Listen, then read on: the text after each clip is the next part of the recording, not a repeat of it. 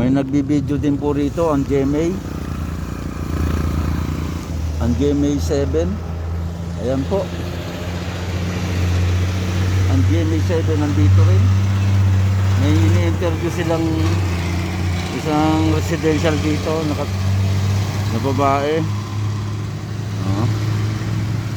Ayan. Ang sasakyan nila GMA 7.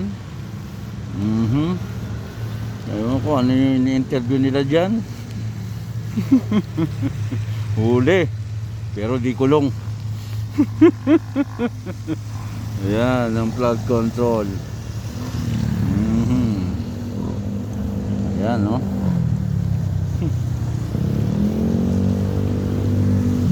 Ayun ang GMA 7. May ini-interview yung taga rito, isang residential dito.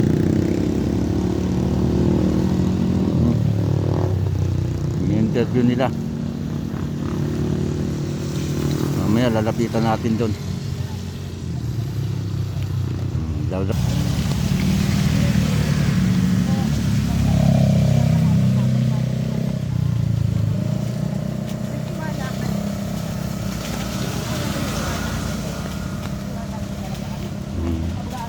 lang po talaga pagkagawa lang po. Yung flood control pala ay naalam. Mag-iiba. Kaya sabi nga namin, ano ba nangyari dyan sa ano, bakit ganyan ang ginawa nila, hindi namin alam kung bakit pinipid ba o ano nga, bakit ano. Tinipid yata yung materyales. Ay, wala po po sa buwan. Ay, isang taon. Wala po po wala. Bago lang kasi yan eh.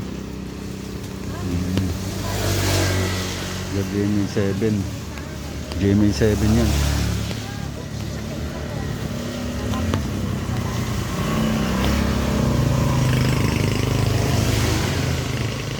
Mamaya mapapapicture tayo dyan. Dahil dyan sa flood control na yan, inaalam nila ang sitwasyon. GMA 7 yan.